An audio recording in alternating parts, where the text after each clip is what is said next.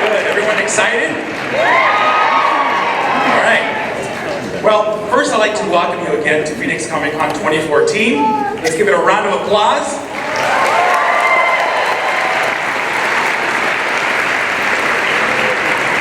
All right. Before we get started, I would still like to introduce a man that from a young age has been in graphic art seeking work in drawing comics, which led to writing, toy designing, and entrepreneurship, and is working with Spawn. You know what I'm talking about? Ladies and gentlemen, Todd McFarlane.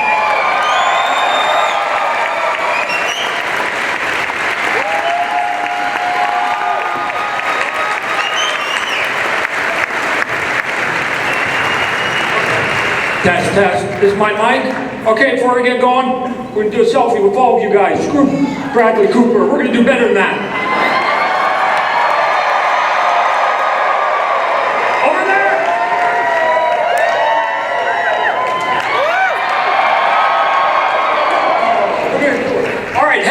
Stan's just finishing eating, so he said, Todd, go warm him up. So he's gonna make it here. He moves a little bit slow, so I'll just tell you some silly stories, do some goofy stuff, and then when Stan gets here, we'll hand it over to the guy, and I'll do an interview with him. Let me just tell you my introduction to Stan Lee. I'm 16 years old. I started collecting at about 15, 16, and so I become a fanatic. I start collecting everything that's on the marketplace. I'm also an athlete. I played Pac-10 baseball, right? I wanted to be center field for somebody and I just wasn't good enough. But I ended up going down to Florida on a baseball tryout, tournament, whatever. And we did our baseball stuff and then we had to go to the hotel and we had to catch a plane back, I'm Canadian, back up to Canada that night. And we go back to the hotel and all of a sudden, for some of you older people out there, they used to, which is surprising when I look here, they used to hold these conventions in hotels, small little Holiday Inns, right? And they put up a little sign saying "Comic Convention" down in that room. So it's true, some of you old folks, right? They used to be small. So I'm at this Holiday Inn and I'm walking, and all of a sudden I see the sign that says "Comic Convention." And I go, wow. What's the chances on my last day here in Florida I get to go to a convention, a comic book convention, the first one I ever went to. And they don't have a lot up in Canada at that point. I go in there, I meet a bunch of people, and then one of the booths that was table, maybe it was about half the size, that was sitting just outside, there's a guy there, Stan Lee. First time I met him. I'm 16 years old at that point.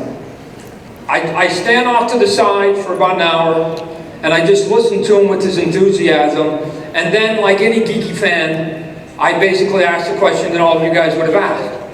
Is it okay if I sit here for the rest of the day next to you? And he went, yeah, sure, I don't care. So literally, ladies and gentlemen, he was here, his line was coming, and I was here. People kept asking who I was. He'd go, I don't know.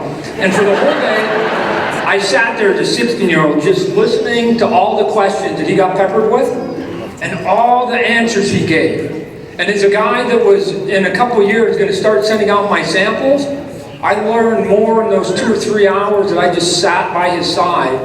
And I remember some of the answers. I actually started applying some of those answers onto my artwork so that fast forward, I started sending off my samples with some of those answers that I'd heard in my head as a 16-year-old. I get a job, fast forward a little bit more, I'm doing Spider-Man, fast forward a little bit more, I get to meet Stan. And we've been fast friends ever since, which is why a lot of times he asks me to get up on stage here and help with the conversation because he is very good, ladies and gentlemen, at making me understand that I am the Robin in the Batman and Robin partnership that you will soon see. He will always flex the symbol. And you'll see it a couple times here. I'm going to give his secret away because he's gonna come here and he likes to make you guys feel good. He likes to make himself feel good, and then he doesn't really care much about me. And so we'll have a little bit of fun with that. Stan also, it was this interesting thing that we used to talk about when I was in my heyday doing Spider-Man. That we were talking about the movie coming up, and now we're going to go back for all you people who've obviously seen, let's instead of raise your hand who's seen the Spider-Man movie, let's ask the opposite. Who in this room has not seen a Spider-Man movie? Oh, Helen Keller on the back there, I see her. All right, so everybody's seen it. So what was happening was, and I'm going back now 25 years now maybe, I don't know if you guys know, but the franchise was in legal turmoil. What had happened was somebody owned the rights, and then about 6 other companies said that they owned the rights, and it was just a headache. And they couldn't get a Spider-Man movie off the ground for about a decade, right? For about a decade, they were fighting globally. 6 companies globally, because just when they tied all the rights up in the US, somebody then on the other side of the world said, no, I have the rights to Spider-Man. You can't make that movie. And the only reason I bring that up, it is one of the few times, matter of fact, maybe the only time, that I can say thank you to the lawyers. Because if they had made, no, here's why I say that. Because if they had made that movie back then, the technology wasn't there. It wouldn't have been nearly as cool back then. Because they can't do, and that would have been like 88 to 92 era. They couldn't have made the movies that they made today. So that they fought legally for 15 years and dragged it into the years 2000 and more. That movie now can look cool. So for the lawyers out there, thank you, because it's going to be the only time I'm going to thank you for getting into a big argument, because it made the Spider-Man movie much better. Now, for me, in my Spider-Man days, here's how it sort of went, ladies and gentlemen. I got the job of Spider-Man. Spider-Man, and it may seem sort of odd, was not even a top 10 selling book at that point at Marvel. The sales had been plummeting. And they came in, and it was a good time to be there, right? I'm going to give you guys a word of advice. If you're ever going to take over a job, make sure you take over the job of the guy who just did a horrible version of it, right? You look good. You look good. Never follow Jim Lee or Frank Miller or any of those guys. Never follow the big shots, right? Always follow the small shots, because you always look better. I always say, you want to look smart, hang around dumb people or 5-year-olds, right? You'll always look like a genius. If you hang around 5-year-olds, you go with 4 times 4 is 16. Come on. So I was on a book, and the luck that I had was that they said, the book is not selling, do something. So this is weird. If I'd actually come on the book at a time that the book was selling, they wouldn't have said that. They would have basically said, just keep doing what was successful, the guys before you. And so they came there, and they said, do whatever you want to do. I had the fortune to be able to do it for a couple of years, and I was able to make a decent career. And with that, let's talk about the man who actually co-created Spider-Man. There's nobody in this room who has not been touched by the gentleman I'm going to bring up here real quick, so we won't belabor the point. He is, ladies and gentlemen, truly, he's a living legend. You can't say that about too many people. This man is a living legend. Everybody in this room is here for a reason, because somewhere along the line, this man's creation has touched your life. And there's not a creative person that's in that room down below who also hasn't touched him. He's co-created Iron Man, Thor, Fantastic Four, a bunch of the guys in the Avengers, Spidey. I mean, I'm going to miss the Hulk. I'm going to miss them all, right? So we're going to bring them up. But to you guys out there, especially the young kids, he's that old dude that's in all those those superhero movies, Mr. Stan Lee.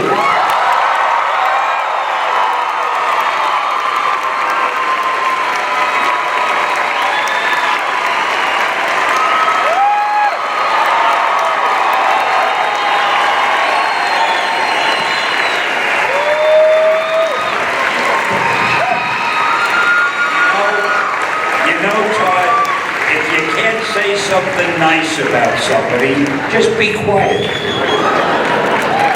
I thought I'd let you listen to McFarlane for a while, because then you'll appreciate me when I come on. Forgive me, I know it must have been an ordeal for you, but at least now we're on the right track. Why are you there and I'm here? No, why aren't we together? I'm moving this back so these people have to look at the corner of the table. Here, come sit down. We'll have a chat. Are you going to sit there? We'll be like between two ferns. Sit at the table? Between two ferns, Obama. Sit down. I need the protection of a table in front of me. We're too vulnerable this way. All right, what the hell? Okay. So let's ask the first obvious question that they're all begging to ask you right now, Stan. What's it like being you? It's wonderful. I can't describe it. The glory, the grandeur. the hell are you talking about? Hey, I don't know if you guys know, Stan was in San Francisco yesterday, throwing out the first pitch at the Giants ballgame. Oh, the San Francisco Giants. Right. To actor Michael Rooker from Walking Dead, who's down here, and Michael had been sitting down in the green room making excuses why he couldn't catch Stan's fastball. So I begged Michael to be here instead of what's his name, but Michael obviously had more important things to do. I got stuck with.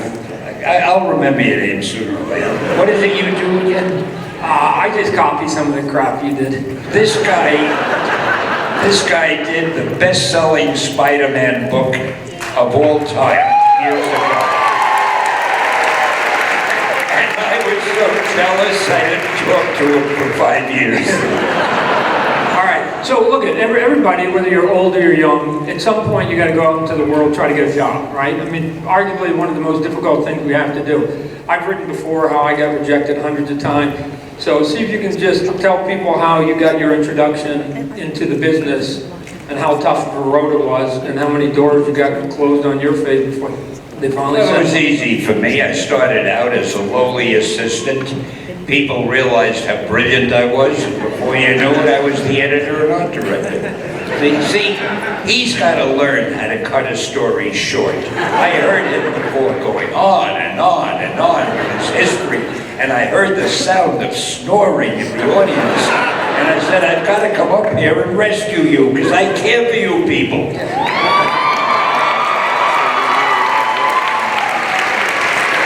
By the way, let me take the pain and the injury out of what I just said. Let me say something nice. I have something for you that you don't expect. Now, this is going to be a very touching moment. You're in for a real event that you're going to see right now. Nobody ever gives this man anything because nobody likes him, but I have something for you. Max. I forgot his name. Max, would you please bring the something out? Stand up. Don't take the mic. Look what I've got for him. A Spider-Man guitar. signed by Stan Lee.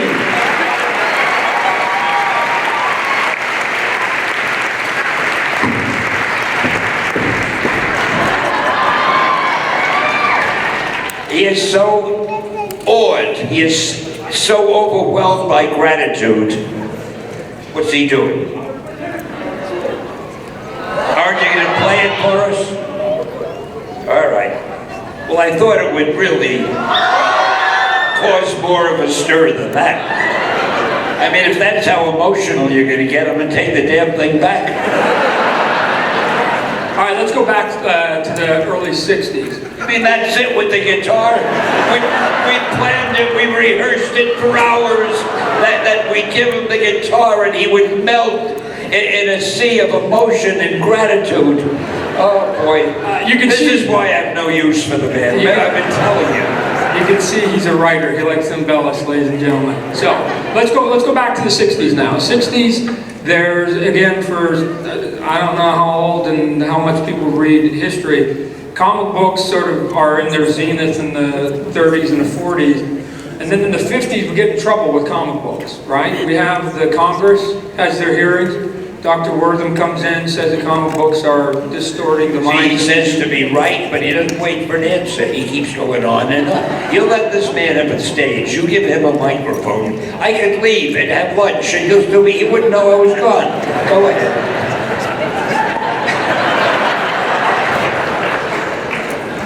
I came to rescue them for you, and I still can't shut them up. I mean, to rescue them from you. Okay.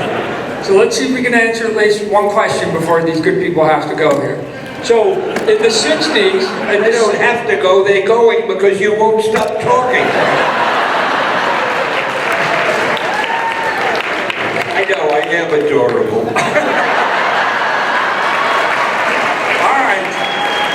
All right, let's see if we can get one question answered. In the 60s, no, but again, they have the Congress. That's your question. They're supposed to answer. No, we're going to get to that. Oh, really? We're going to get to that. We're going to get to your questions in a bit. But here's the thing. I mean, look, they all know you from your Marvel work, and for all intents and purposes, it's the '60s character. So talk to us about Congress coming out, having all literally having to reinvent Marvel. How did you guys go about reinventing Marvel, and ultimately you creating all those characters? I don't know what he's talking about. Congress wanted to do something, and I had to reinvent Marvel. No, you're right. So Marvel comes along, right? So Marvel, could you retire? Let me tell you something about Marvel, reinventing it. I mean, you've gotten used to his dull stories, now I'll tell you a good one. We changed our name to Marvel when our superheroes started selling well. We were called Atlas Comics. And when we had the Fantastic Four and then the X-Men and Spider-Man and so forth, I said, I'm going to change the name of the company and give it some excitement. So I called it Marvel, because I love advertising. And with a name like Marvel, you can come up with phrases like, make mine Marvel, welcome to the Marvel age of comics, you know, stuff like that. Now, our competition was then called National Comics. They always followed whatever I did. So they said, in their brilliance, hey, Stan Lee changed the name of his company, let's change our name. Now here's the part that's gonna get you. We came up with the name Marvel, which is so great to use in ads and so forth. What did they come up with?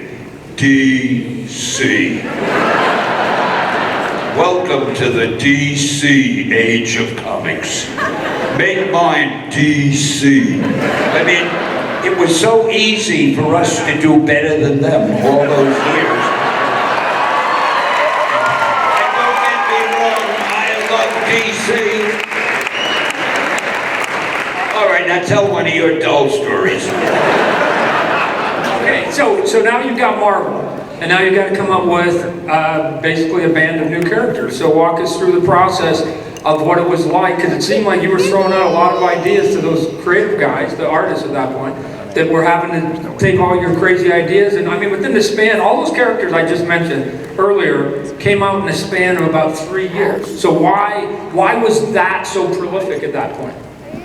Well, he started to say, what was it like? And I'll show you why I'm such a good guest up on a platform like this. It was nice.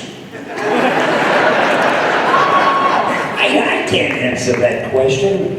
You know, when you're a genius, you can't explain what it was.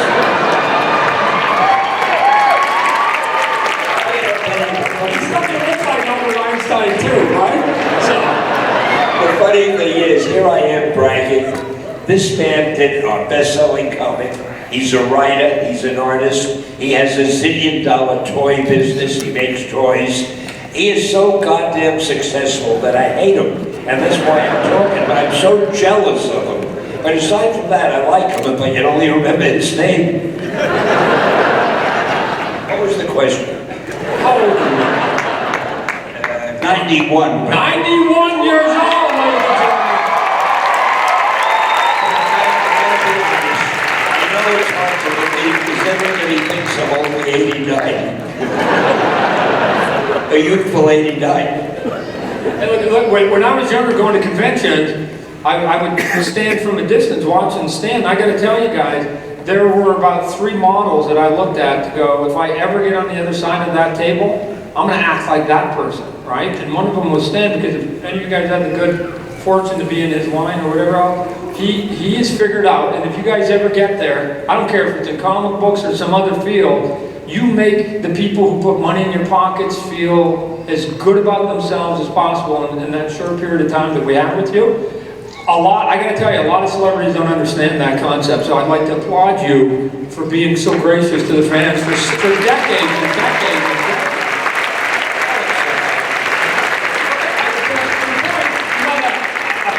16-year-old kid just sit by his side all day long and pepper him with questions. I mean, that's what he did for me. And he would have done the same for you if you'd been in that exact same spot. So, hey, let's talk about your cameos. All the ones that you've done. Hold it.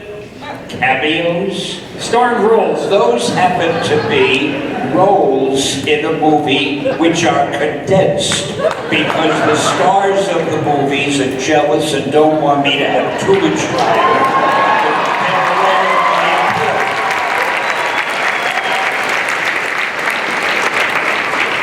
Sort of like Academy Award Best Supporting Actor, right? A new category, really, a new category. So now let me tell you why those cameos are so important. Everybody says, why do they give Mr. No Talent all those cameos? Here's the reason.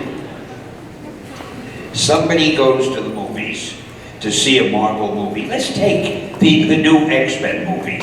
You go there, you sit through the whole movie, and suddenly you say, I didn't see Stan's cameo. Because I didn't do one. I was out of town when they did it, but that's unimportant. So they say, I didn't see Stan's cameo. Well, nobody is going to miss my cameo. They figure maybe I blinked my eye, or I reached down for some popcorn, I missed it. So what do? They go to the box office, they buy another ticket. They don't want to miss it. So half of the money that Marvel makes from those movies is because of my cameos. It's a little great secret that nobody else is aware of. And now, big mouth over here. all right, and what's your next starring role? My next starring role will be in the Guardians of the Galaxy.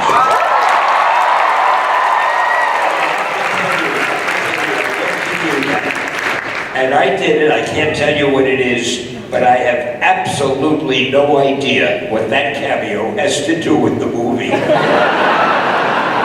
You see, I never know what it'll be. The director calls me and says, we want to shoot your cameo, can you come in on this and such a date and time? And I go to wardrobe and I go to makeup, if you can imagine any makeup improving me. And then I shoot the scene and I say goodbye to everybody and go home. I don't know a damn thing about the movie, but I know about my scene. And I don't know what my scene has to do with the Guardians of the Galaxy, so I'll be as eager as you to find out. Now, if that doesn't bring you into the theater, then I'm a lousy salesman.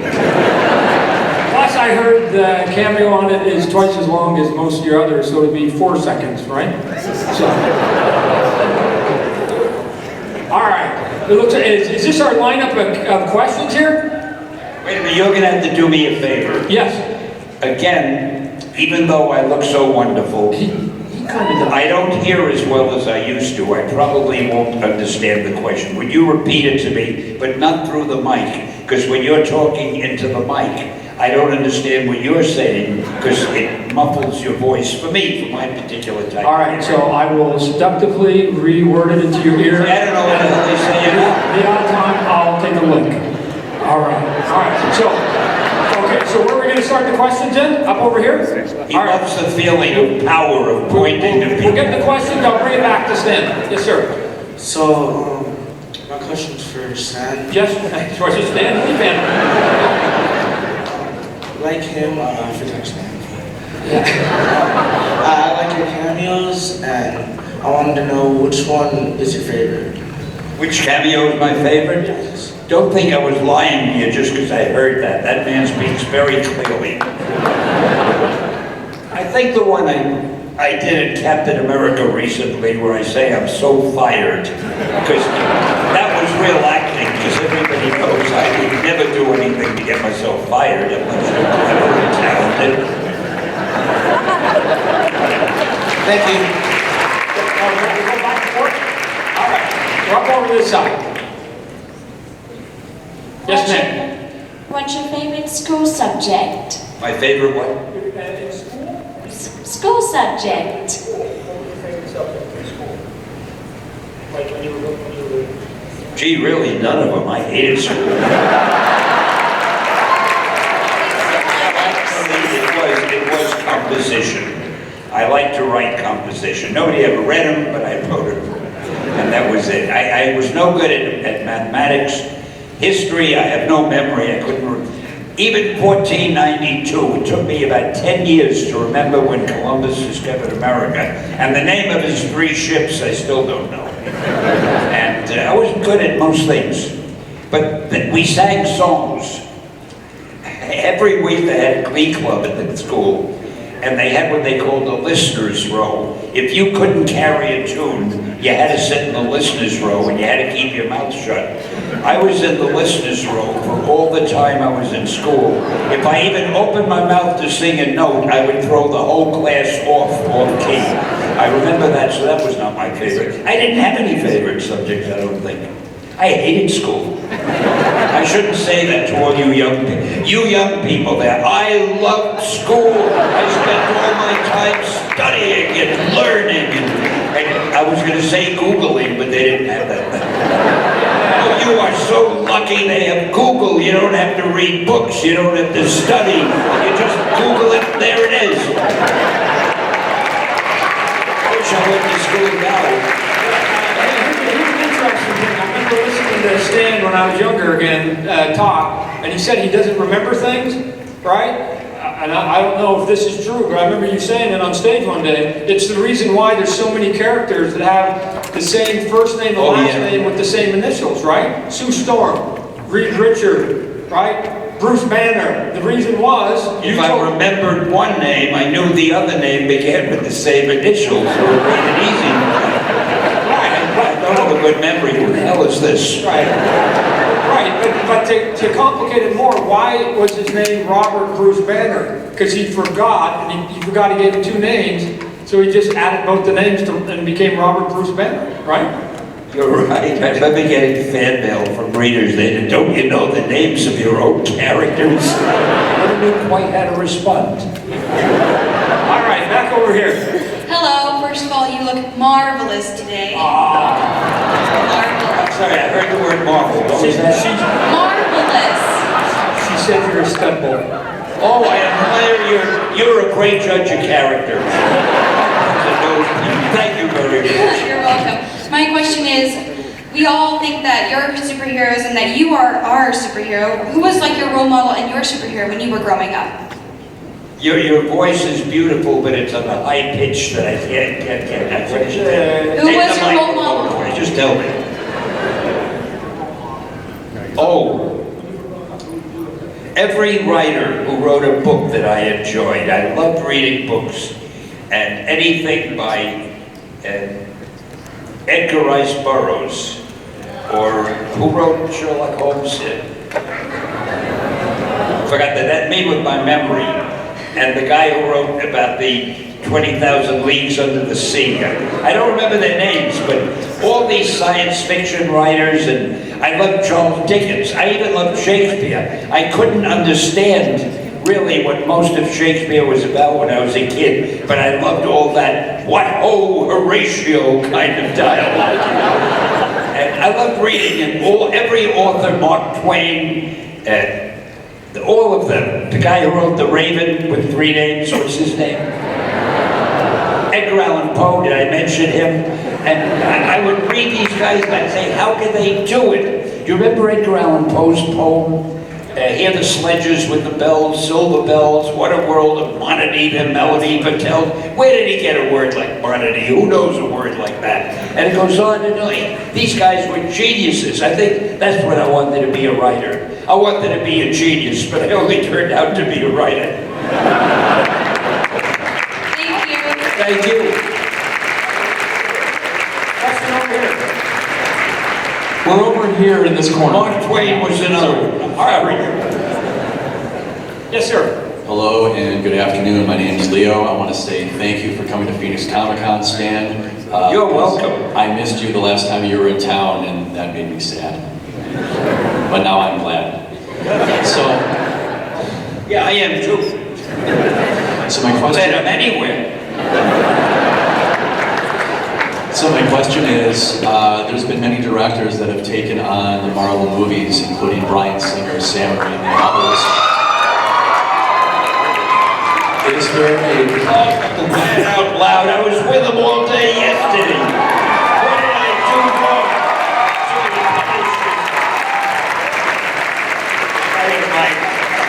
How are you guys doing? I said, how are you?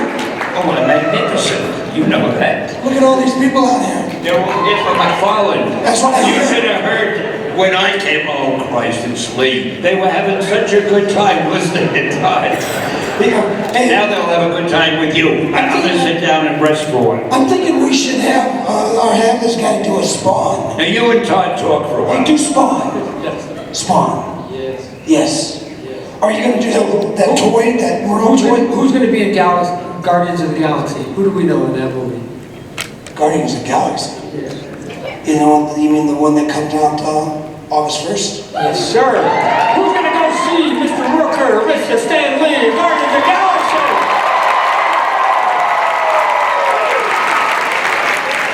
He says that we're going to be in Guardians of the Galaxy. Did we ever get to answer your question?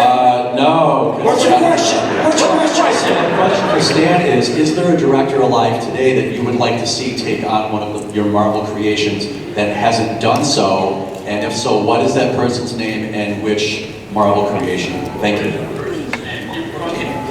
That's like 3 questions, dude. Okay, so he wants to know, is there a director who wants to take on one of your characters for a movie? Is there a director you go off? They have to get it, so I don't. Well, Fellini would have been great, but he's dead now. No, we've been lucky. We've had the greatest directors. Some of them, when they came on, I didn't even know who they were. I didn't know their names, but they did such a great job. Marvel has been lucky as hell, because apparently most of the directors love our characters, and they want to do those movies. And as you can imagine, the more successful the movies get, the more the directors want to do them. So they have no problem getting directors. Why they haven't asked me to direct one, I'll never know. But that's another subject. James Gunn's a good director. Here's what it sounds like to me. We talk to them. Put the mic on there. What did you say? No, he repeated what I just said. Okay. Yeah.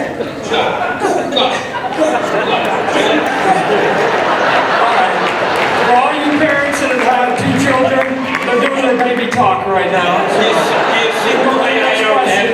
Boy, I don't have too many friends. Where's your next question coming from? Over here? Yes. I actually have 2 small ones, but the main one is, how did you come up with the Marvel dynamic? The Marvel dynamic.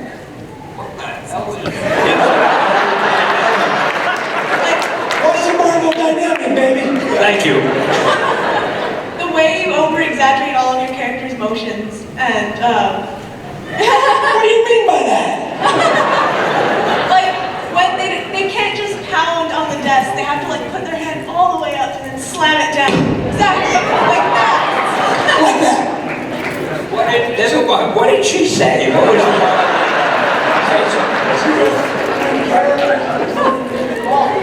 When instead of just going like this on the desk, they go. That's my fault. I used to tell the artists, even Jack Kirby, who was the greatest of them all, one day he drew a picture of, in the beginning, of the, who's the villain? Dr. Doom. He drew a picture of Dr. Doom sitting in a chair, which was like a throne, and he drew him like this. And I said, Jack, Dr. Doom wouldn't sit that way. He'd sit like this. That was about the only time I had ever corrected Jack Kirby in my life, because he was the best. But we did, with all the artists, with all the writers, I would say, if a guy does anything, let him do it in a dramatic, the most dramatic way. If he's angry, I don't want him just to be angry. I want him to be furious. And if he's in love, he's not just in love. He's captured by romance. In fact, wait a minute, I want to tell you something about McFarlane. I don't remember where it was, Todd, but you and I were on a platform somewhere, and I was mentioning you. He did a shot, or you were giving an example, I think. And it was something we both agreed on. If you draw Thor with a cape floating in, there was something you said, if you draw Thor with a hat, he wouldn't be like this.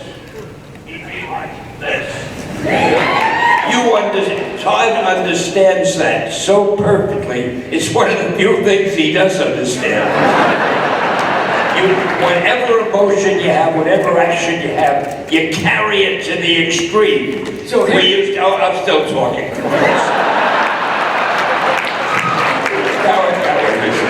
And it was brilliant too.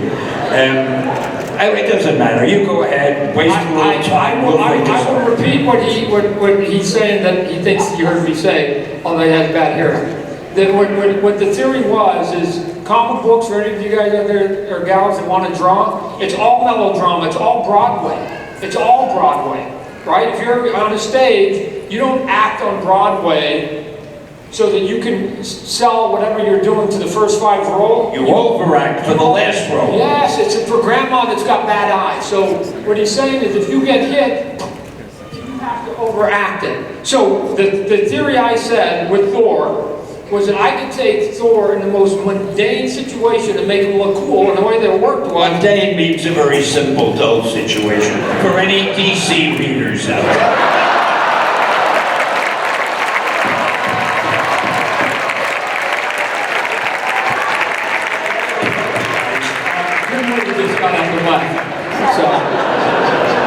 And it went like this. Thor would be standing there, his legs would be apart, you go to 3/4, he's got the big cape, the cape is billowing in the back. Why? Because the wind's blowing. He's got his helmet on with the wings are twisted because again, the wind's going.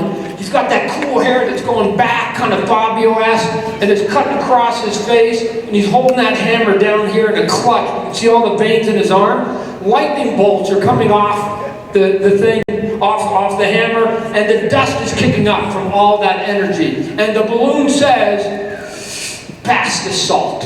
But darn it, that's the best pass the salt panel you're ever going to see. And that was it's really what comic books are about, just overselling. So anyway, back on the platform with someone, that someone is not supposed to be cleverer or more interesting than I am. I want you to forget everything you heard for the past 2 or 3 minutes. Jesus, McFarlane. All right, we got another question. So I got Mr. McFarlane. How do you suppose that relates to comic book characters coming to life on film? You've been sitting there for 5 minutes, that's all you can come up with? Go on, answer him. But you know, we can't do that on film. No, you can't do it. But if I was directing, here's what I would say. I would go look at the one thing that we can get away with artistically is we can do silhouettes, and our silhouettes can be different. You know who the king is, right? Superman's a king, right? I hope you're following every word of this. The Hulk is a brute, right? And Spider-Man is sort of this little pedestrian guy that sort of does the cool stuff. So for you, if you were going to be, let's say, Venom, then the moments that you show me anger and rage, then I need Venom. I co-created him. He's cool. So if you're going to be Venom, then at the moment that you get angry, then sell the anger, right? Because what I don't want you to do is come in and go, I'm going to be giving my lines here, and now when you get angry, I want you to make my kids jump out of their seat and scare the crap out of them when you're delivering those lines at the key moments, not all the time. I don't want you to scare this little kid right here all the time. I want you at that moment to just go, hey, what's your name? What's your name? Brienne. I want you to get into Brienne. I want you to be a good Venom. I want you to be there, and then I want you to go, and I want you to jump. I want you to now that you just made her jump. I need you to give me a couple of those during the movie, and I'll go. Those are really cheap jump scares. I have no idea what the man is talking about. Okay. Hey, what? What's your question, baby? If I was a superhero, a character, would you make me a superhero or a villain?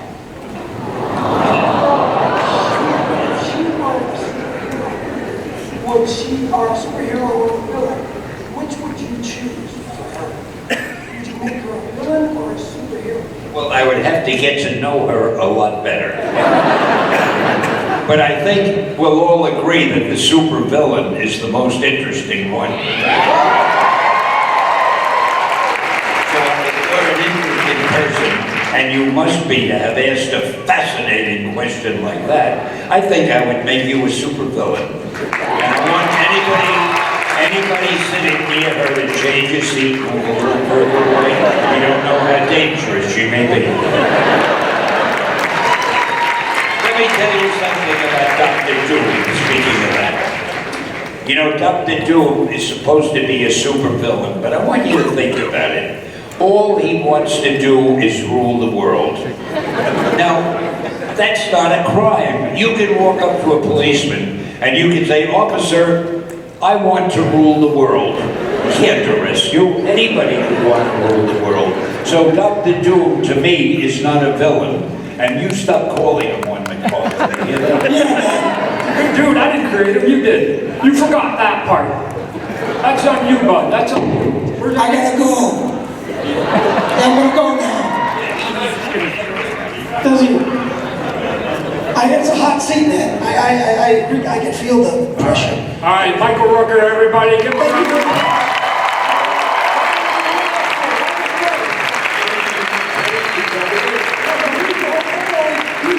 Oh, he's staying. Guardians of the Galaxy! But you're my interpreter now, along with that. You're in trouble now. You know, we've worked together on 2 movies now. You and I. Guardians of the Galaxy. Yeah, see? Well, maybe. I don't know. Do you have a thing in Guardians of the Galaxy? A cameo. You do? A small supporting role. Actually, I wasn't sure if we were supposed to say that or not. Is it true, though? Yes, but you didn't know about my cameo? No, I've seen it.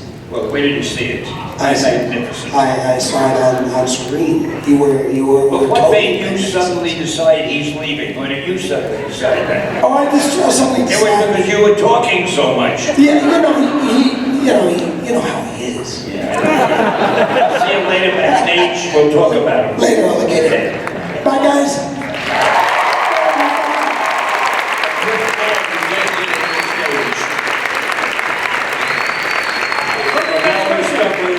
Where's the next question coming from? Right here, right here. Yes. Oh, look at that. Are you Venom or are you in black costume, Spidey? Venom. Yeah. All right, what's your question, young man? What inspired you to making all these comic book characters? What is Oh, it's a simple answer. Greed. I had a job, and I wanted to keep working so I could pay the rent. And my publisher kept saying, "Hey, that one is selling well, now dream up another." And if I hadn't dreamed up another, he might have hired somebody else to dream up the other, so it was my job. I was the editor and the writer at the Marvel things in the beginning, and I just kept doing it. I never thought that someday I'd be addressing an audience like this, or that Marvel would become so big. It was a job. I didn't want to get fired. That's all it was. And it turned out to be something very nice, and I thank you all for that, because if you hadn't bought the books, I wouldn't be sitting here. I'd be working somewhere. So thank you.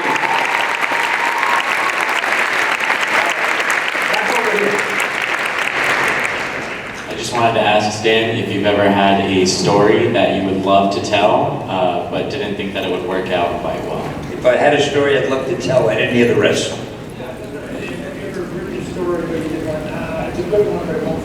Never. Everything I wrote, I loved. No, seriously, if I didn't like it, I wouldn't write it. Everything that I wrote was something that I wanted to say, and if I couldn't think of anything to say, I didn't write it. So maybe I'm the only author like that, but I loved everything I wrote. I am my biggest fan. That's what you see.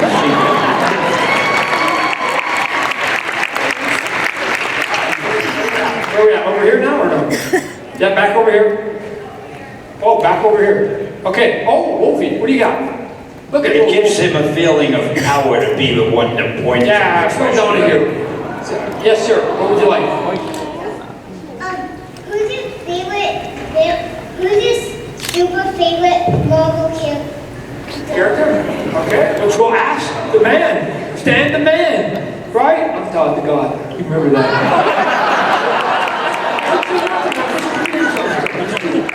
He wants to know, of all the characters you've written, you have a favorite? And is he our favorite giant? You said he was cute. I hope he's like under 7 years old. And my favorite. I guess if I have to have a favorite, and I really don't because they're all like my children, but if I had to have a favorite, it would have to be Spider-Man, I think.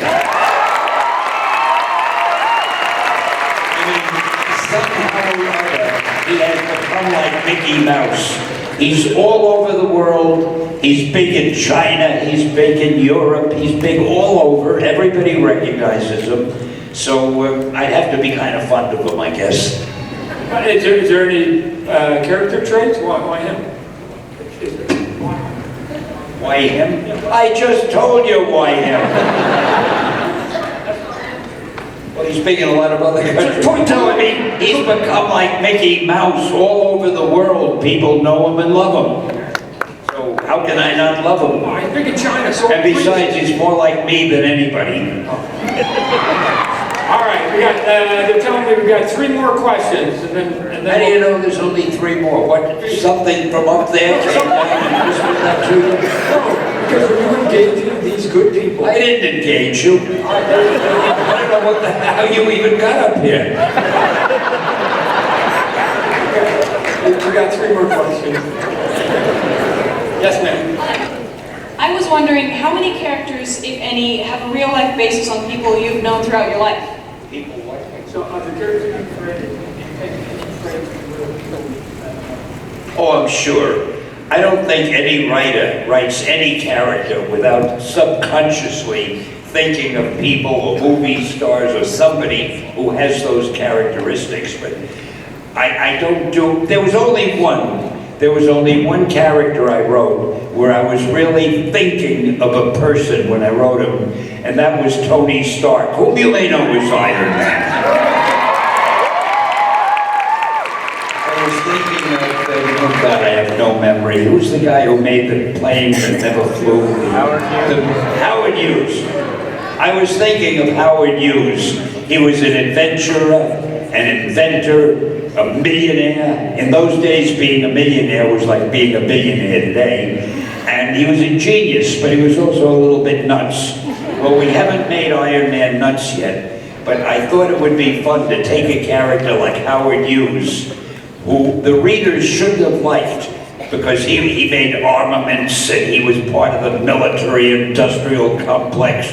And in those days, the teenagers hated those kind of people. And I thought it would be a challenge, a fun challenge, to take a character like that and see if I could make him popular. So that's the one character that I wrote that I really was thinking of a person. Everybody else, just fiction. All right, thank you. What's the next question over here? Okay, so like my question is what's the day in the life of Stan Lee? You know, like how does it feel? Like you can't go to the grocery store without people like, you know, like. A day in the life, what is that? Yeah.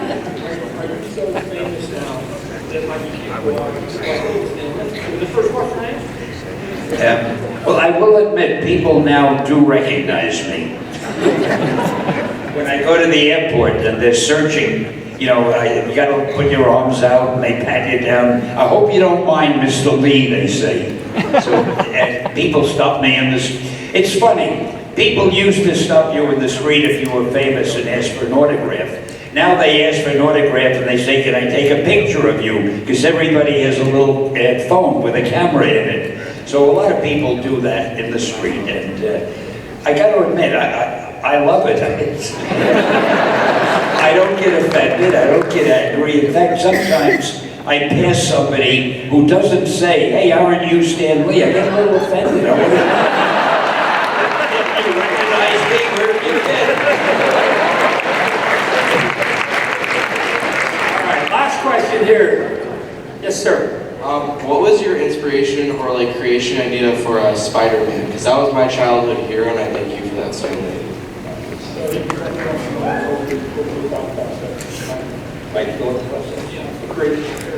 Oh boy, it's a long story. How much time do we have? Yeah, this is a good one, but we got all day. You're all right. It's not that good. It's just I talk a lot. I had just done whatever heroes I had done, maybe the X-Men and Fantastic Four, I forget which, and my publisher, who was a strange guy, but I won't discuss that now, but he said to me, "Hey Stan, I think we're on a roll. We have a couple of good selling heroes. Come up with another one for me." So I wanted to keep my job, so I went home and started thinking, and I saw a fly crawling on the wall. And I thought, wow, wouldn't it be cool to have a hero who could stick to the wall like it? No, I'm not telling the truth. In those days, they probably didn't have the word cool. I probably said, wouldn't it be groovy? To have a character crawl on the wall. So I thought, sort of like an insect. And then I thought, okay, now I need a name. To me, names are very important. Like the Hulk. I mean, you had to love a guy called the Hulk. Anyway, I thought, what do I call the guy? Insect Man? Nah, it didn't sound dramatic. Mosquito Man? Nah. And I went down the list and I got to Spider-Man. Spider-Man. I said, wow, I've got my name. Then I decided to make him different. I'd make him a teenager. And finally, I thought to make the readers empathize with him, I'd give him a lot of personal problems. He'd be poor, he'd live with an aunt who's always sick, and stuff like that. So I went to my publisher the next day, and I was so excited. I told him my idea, and he said, Stan, that is the worst idea I have ever heard. He said, first of all, people hate spiders, so you can't call a hero Spider-Man. You want him to be a teenage hero? Don't you understand teenagers can only be sidekicks? And then he said, and you want him to have personal problems? Don't you know anything about superheroes? They don't have personal problems. They're superheroes. So I walked out of the office with my tail between my legs, but I couldn't get the idea out of my mind. So we were going to kill a magazine. I think it was called Amazing Fantasy. Now, when you kill a magazine, nobody cares what you put in the last issue, because you're killing it. So I thought I'd get Spider-Man out of my system. I put him in that magazine. And Steve did go through him. I gave it to Jack Kirby first, but he made him look too heroic. I said, I wanted to be just an ordinary, klutzy kind of teenager. Gave it to Steve Ditko, who drew klutzy characters. And we featured him on the cover, and I forgot about it. About a month later, after the sales figures came in, my publisher came running into my office, and he said, hey, Stan, do you remember that Spider-Man character of yours that we both liked so much? He said, let's make a series of it, and that's how Spider-Man was born.